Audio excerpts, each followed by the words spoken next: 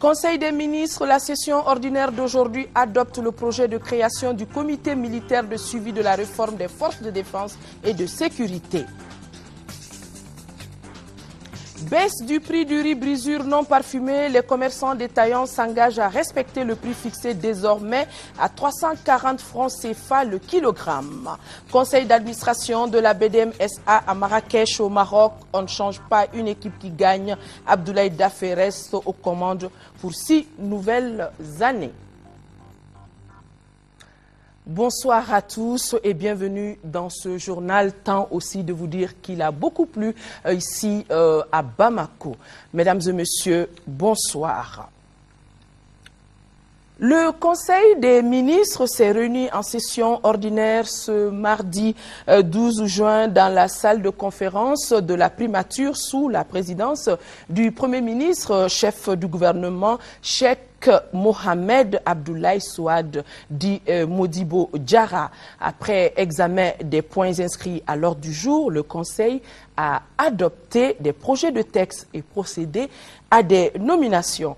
Avec moi sur ce plateau, Ibrahima Djombele pour la lecture du communiqué du Conseil des ministres. Bonsoir Ibrahima Djombele. Bonsoir à Touré, mesdames et messieurs. Bonsoir au chapitre des mesures législatives. Sur présentation du ministre de la Défense et des anciens combattants, le Conseil des ministres a adopté un projet de loi portant création du comité militaire de suivi de la réforme des forces de défense et de sécurité. Suite à la signature de l'accord cadre du 6 avril 2012 entre le médiateur de la Communauté des États de l'Afrique de l'Ouest, CEDEAO, et le Comité de redressement de la démocratie et de la restauration de l'État, CNRDRE, il est apparu nécessaire de prendre un certain nombre de textes législatifs d'accompagnement du processus de la transition. L'adoption du présent projet de loi qui s'inscrit dans ce cadre vise à améliorer les conditions de travail et de vie du personnel des forces armées et de sécurité afin de lui permettre de s'acquitter efficacement de ses missions de défense de l'intégrité du territoire national et de maintien d'un climat de paix et de quiétude propice au développement économique et social du pays. Sur présentation du ministre de la Justice, garde des Sceaux, le Conseil des ministres a adopté un projet de loi portant indemnisation des victimes de la guerre et du mouvement insurrectionnel du 22 mars 2012 dans le cadre de la recherche de solutions aux crises sécuritaires, politiques et humanitaires que traverse notre pays. L'accord cadre du 6 avril 2012 a prévu l'adoption d'un certain nombre de mesures dont l'indemnisation des victimes de la guerre et du mouvement insurrectionnel du 22 mars 2012. Le projet de loi adopté à cet effet alloue aux victimes civiles et militaires de la rébellion armée de janvier 2012 et de celle du mouvement insurrectionnel du 22 mars 2012 une indemnité pour la réparation des préjudices subis. Pour la mise en œuvre des dispositions de la loi, il est prévu une commission d'évaluation, de recensement et d'indemnisation des victimes. Au chapitre des mesures individuelles, le Conseil des ministres a procédé aux nominations suivantes. Au titre du ministère de la fonction publique, de la gouvernance et des réformes administratives et politiques. Directeur du Centre national des concours de la fonction publique, Moussa Tamoura, administrateur civil. Au titre du ministère de l'Action humanitaire, de la solidarité et des personnes âgées, secrétaire général, Amadou Rouamba, professeur, chef de cabinet, Cheikh Oumar Tal, juriste, conseiller technique, Drissa Sissé, magistrat, Almoukoutar Aïdara, administrateur de l'action sociale, Koulou Fane, inspecteur des finances, Madame Kouyaté Fanta Kamisoro, administrateur de l'action sociale, Abdoulaye Traoré, administrateur de l'action sociale, chargé des missions, Ibrahima Sango, journaliste, Moumouni Diarra, administrateur de l'action sociale, Issa Amaïga, professeur, inspecteur en chef de l'inspection des affaires sociales, Modibo Khan Dia, professeur, inspecteur en chef adjoint de l'inspection des affaires sociales, Madame Touré Oumou Kamara, administrateur de l'action sociale, inspecteur à l'inspection des affaires sociales, Mamadou Tidiane Berté, ingénieur de l'agriculture et du génie rural, directeur de l'Institut d'études et de recherche en géronto-gériatrie, appelé la Maison des Aînés, Modibo Diallo, administrateur de l'action sociale. À vous, Aouir. Merci Ibrahima Djombele. Après avoir donc présidé le Conseil des ministres, le chef du gouvernement, le Premier ministre Cheikh Modibo Diarra a quitté Bamako aujourd'hui à destination d'Alger. Cette visite de 24 heures du Premier ministre dans la capitale algérienne s'inscrit dans le cadre du renforcement des liens de coopération entre les deux pays. À cette occasion, le Premier ministre aura des échanges de vues sur les relations algéro-maliennes. Dans ce cadre, il va rencontrer les plus hautes autorités du pays.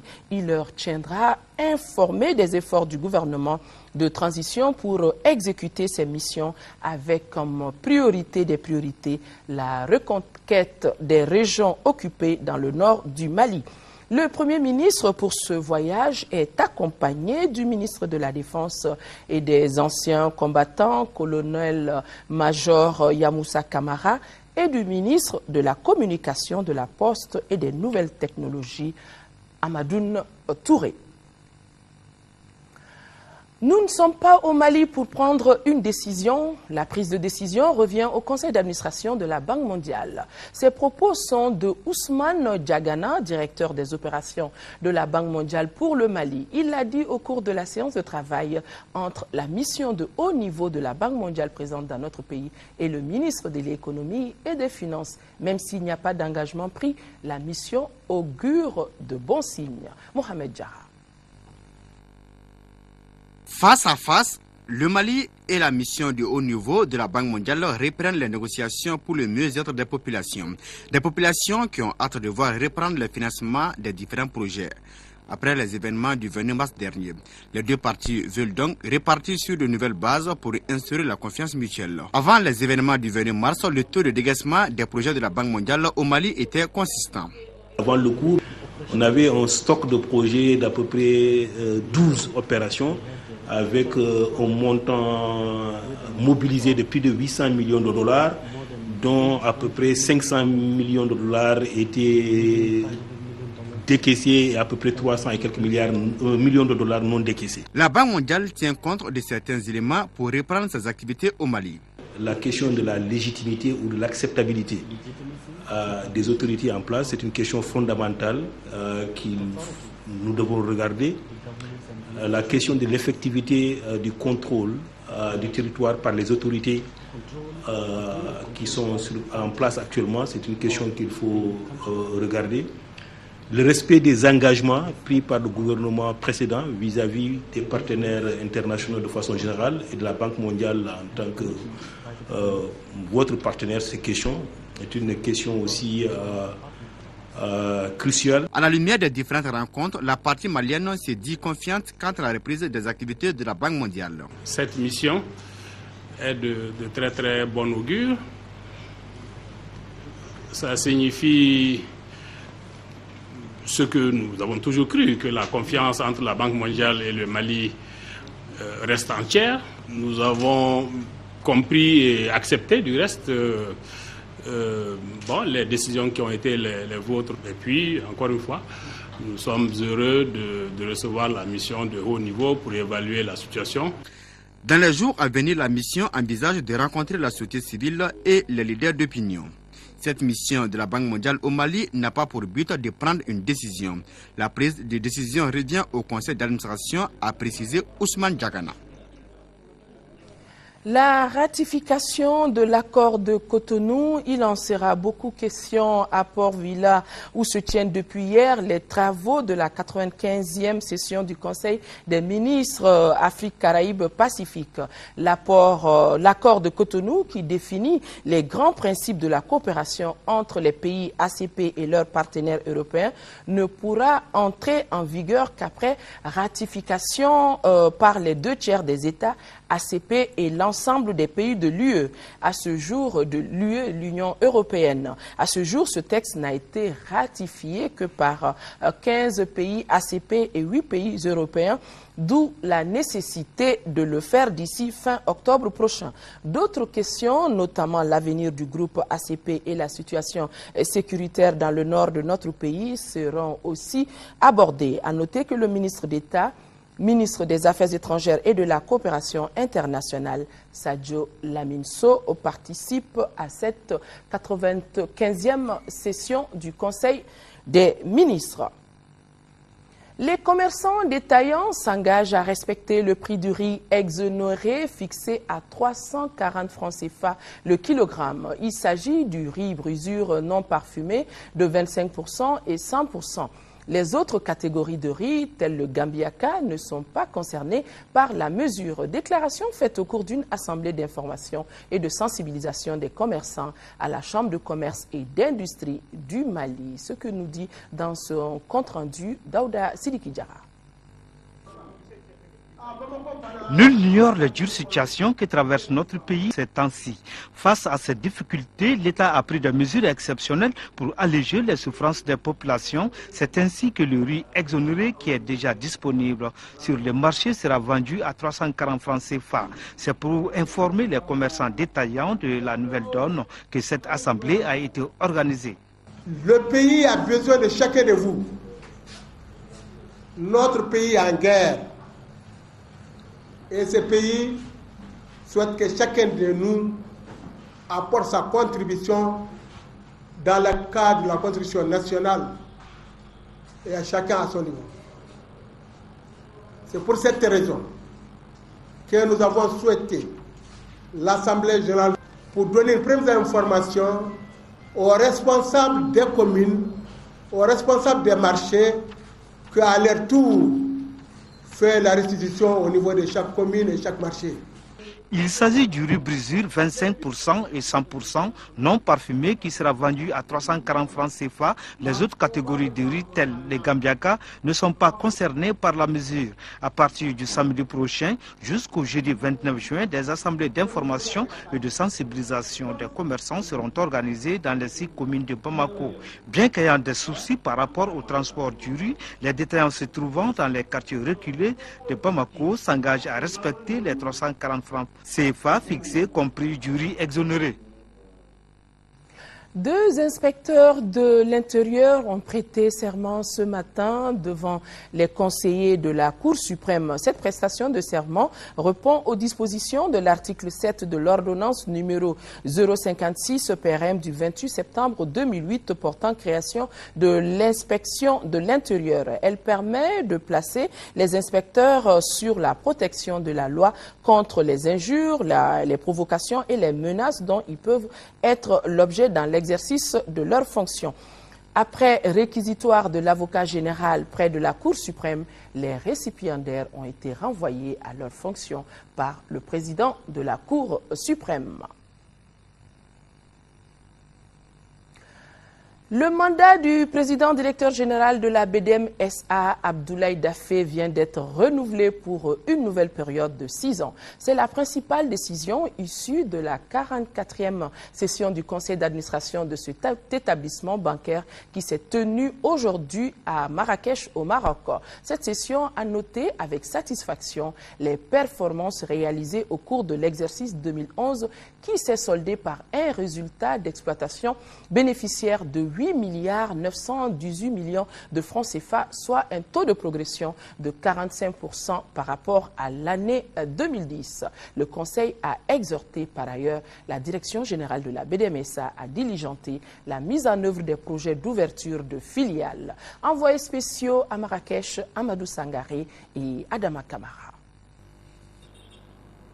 C'est à l'invitation de la Banque marocaine du commerce extérieur BMCE que les administrateurs de la Banque de développement du Mali, BDMSA, se sont retrouvés à Marrakech pour le 44e conseil d'administration de l'institution financière.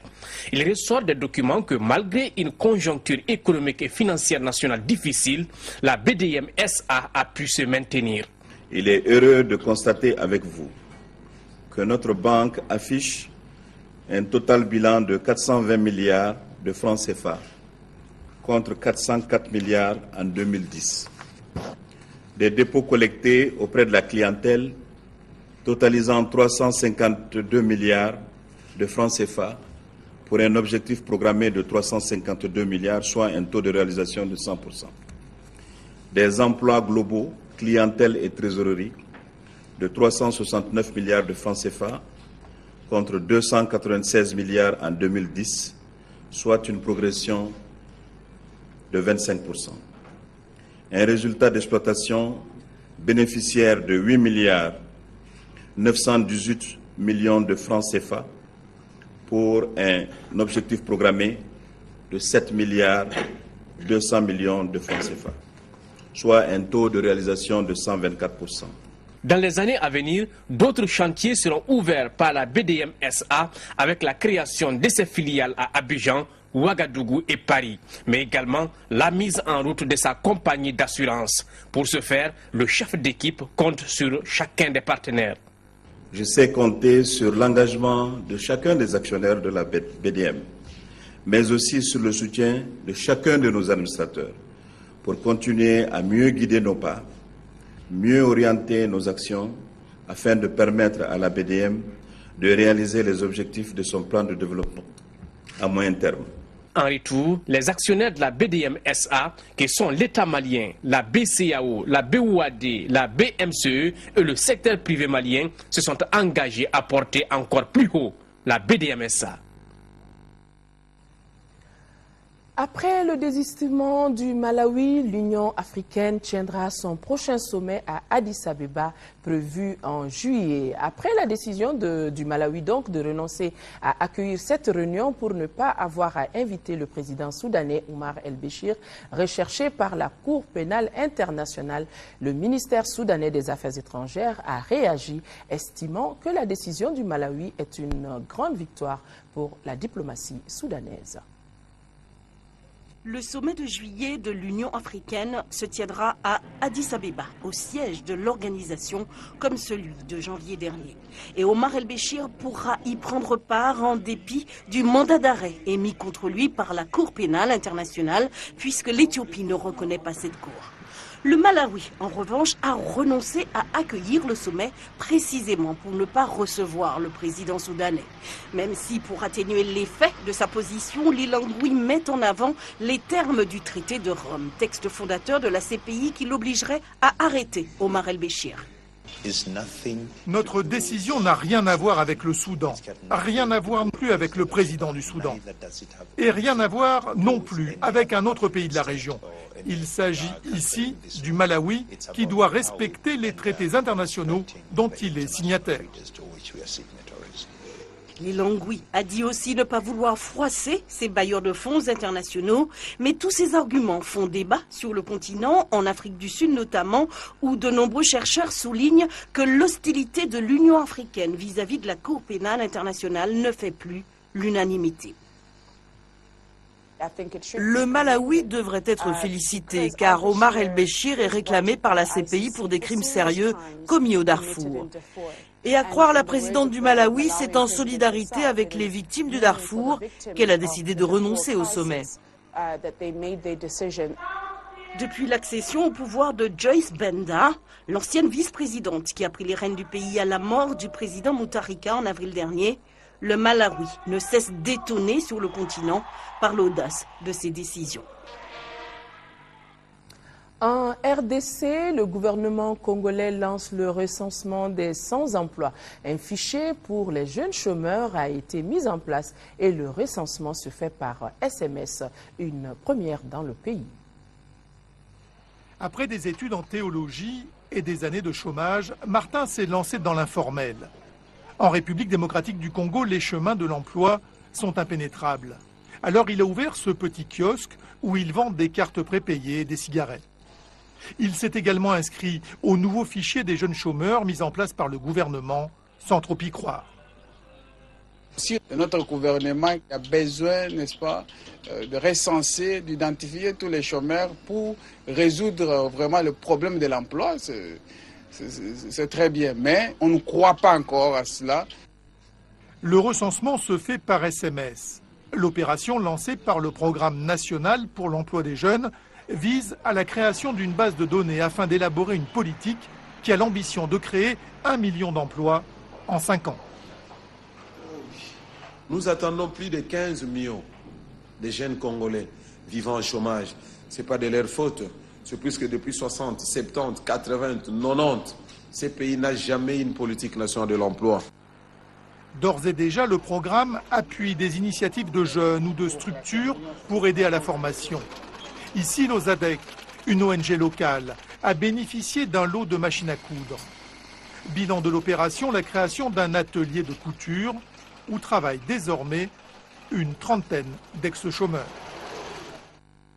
La Côte d'Ivoire veut une zone de sécurité au Libéria. L'attaque de vendredi dernier qui a coûté la vie à 7 casques bleus, 8 civils et au moins un soldat gouvernemental dans l'ouest de la Côte d'Ivoire a été menée par des assaillants venus du Libéria, a déclaré le ministre délégué ivoirien de la Défense. Selon Paul Kofi, ce raid qui s'ajoute à d'autres incursions meurtrières menées ces derniers mois en provenance du Libéria souligne la nécessité d'organiser des opérations transfrontalières au Libéria afin d'améliorer la sécurité.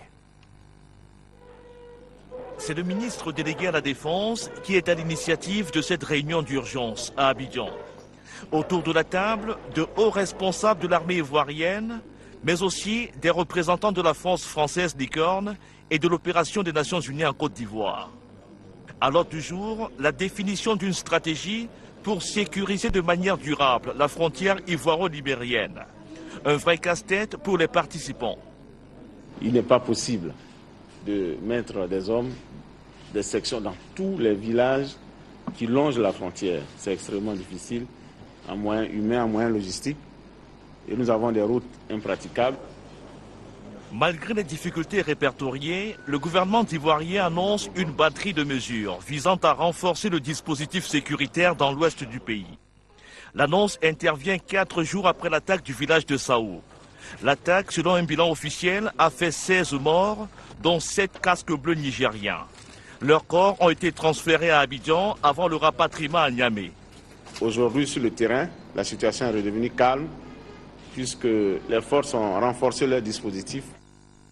Monrovia a décidé de fermer la frontière avec la Côte d'Ivoire au lendemain de l'attaque attribuée par les autorités ivoiriennes à une 50aine d'hommes armés venus du Libéria.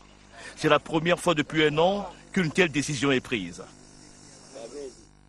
Face à la situation que traverse notre pays, le Conseil des Maliens d'Allemagne a remis au collectif Cris de cœur pour le Mali une enveloppe de 3 550 €, soit environ 2 300 000 francs CFA. La somme servira à acheter des vivres et médicaments destinés aux populations du nord du Mali. Le collectif Cris du cœur pour le Mali, qui doit se charger d'acheminer le don, ne pouvait que se réjouir de ce geste hautement patriotique de la part du Conseil de base des Maliens d'Allemagne. Espérons tout simplement que ce don arrivera à bon port. Le Rotary Club de Caille vole au secours des déplacés du Nord vivant à Caille. Il a payé les frais d'adhésion de 16 déplacés à l'Union technique de la mutualité, mais aussi il va payer leurs cotisations pendant 1 an. La remise des fiches d'adhésion aux bénéficiaires a eu lieu au gouvernorat de Caille. Le reportage de Mahamadi Alioubari depuis Caille. 15 personnes de 5 familles déplacées du Nord résidant à Caille sont désormais membres de l'Union technique de la mutualité. Rotary Club de Caille va prendre en charge leurs cotisations pendant 1 an. Pour Salif Kodjo, le président de l'association des ressortissants et sympathisants des régions Nord à Caille, cette action de solidarité vient à point nommé car elle facilite la prise en charge médicale des bénéficiaires. Dans ce contexte actuel de notre pays, le Rotary Club de Caille apporte sa modeste contribution à nos frères et sœurs des régions du Nord. Face à l'augmentation du nombre de déplacés du Nord à Caille de 86 personnes à 214 actuellement, le Conseil aux affaires administratives et juridiques du gouverneur de Caille, Adaman Kansai, demande l'implication des autorités administratives et politiques. Ces comportements de solidarité doivent rentrer dans nos traditions désormais. Pour que nous ne le souhaitons pas, mais à chaque fois qu'une partie du pays vit une crise, que nous nous lévions comme nous l'avons fait tout de suite comme un seul homme pour accompagner les victimes. Signalons que d'autres structures sanitaires, dont l'hôpital Foussendao, Santé Plus, entendent faciliter la prise en charge des déplacés, notamment en réduisant les tarifs. Sport dans ce journal, Sport Football, championnat national de Ligue 1 au compte de la 22e journée. La Jeanne d'Arc n'a pas fait de cadeau au stade malien de Sikasso, plus que jamais menacé de relégation. Score final 4-0. L'AS Police, lanterne rouge, a créé la surprise en battant l'ASB 2-0. Siragatou Sissé nous résume ces deux matchs. De la minute de silence observée à la mémoire de Namouri Keita, ex-entraîneur de l'AS Police décédé, en passant par le doublé de Mamadou Sidibé et la prière collective pour magnifier toutes ces émotions, les policiers ont vécu une soirée inoubliable et pleine d'émotions face à l'AS B. L'AS Police lanterne rouge venait par la même occasion de décrocher sa deuxième victoire de la saison. La première remonte à la 15e journée, 2-1 face au CSK. Pourtant, ce match ASB-AS Police était déséquilibré sur le papier, mais intense dans le jeu. Ça bougeait d'un camp à un autre. L'AS Police a courageusement résisté à la solide formation de l'ASB, 8e provisoire, 29 points, pour inscrire 2 buts aux 24e minute et 88e minute par un seul joueur, Mamadou Sidibé. En arrachant ce succès de haute lutte, l'AS Police entrevoit l'avenir avec optimisme. Dans la rencontre Jeanne d'Arc, stade malien de Sikasso, tous ces jeux pratiquement en seconde période. À peine l'engagement donné, Adama Doumbia est là pour débloquer le compteur à la 46e minute. Le temps pour les Sikassois de se replacer, Adama Doumbia d'une frappe puissante aggrave le score 2-0. La GIA s'offre le luxe de marquer un troisième but à la 70e minute par Marefi Dité Kamara, entré en cours. Amadou Gakou participe au festin dans les arrêts de jeu. Score final 4-0 pour la GIA. Le stade malien de Sikasso retourne au Kénédougou avec une 14e défaite de la saison. Avant de refermer ce journal, ce communiqué de la commission de suivi du mécanisme de taxation des produits pétroliers. Sur la base des prix fournisseurs du mois de juin 2012, les prix indicatifs plafond à la pompe des produits pétroliers sont fixés comme suit et applicables à compter d'aujourd'hui, mardi 12 juin, à partir de minuit, c'est-à-dire demain 13 juin à partir de 0h. Supercarburant sans plomb, 715 francs CFA le litre. Pétrole lampan, 530 francs. Gasoil, 630 francs. Le DDO, 630 francs CFA. Le fuel oil, 440 francs CFA. Le jet A1, libre. Il faut noter que le prix subventionné du kilogramme de gaz butane est de 417 francs CFA. Par conséquent, le prix de vente de la bouteille de 2,75 kg est de 1150 francs CFA et celui de la bouteille de 6 kg est de 2500 francs CFA. Quant au prix non subventionné du kilogramme de gaz butane, il est de 980 francs CFA. Mesdames et messieurs, c'est donc tout pour cette édition. Demain, 10h, 13h, Nyanya Aliou Traoré. Et 18h, 20h, si Dieu le veut, je serai là sur ce même plateau. Merci à nos téléspectateurs du nord du Mali, vivant sous occupation. Avec vous, nous sommes de cœur et d'action.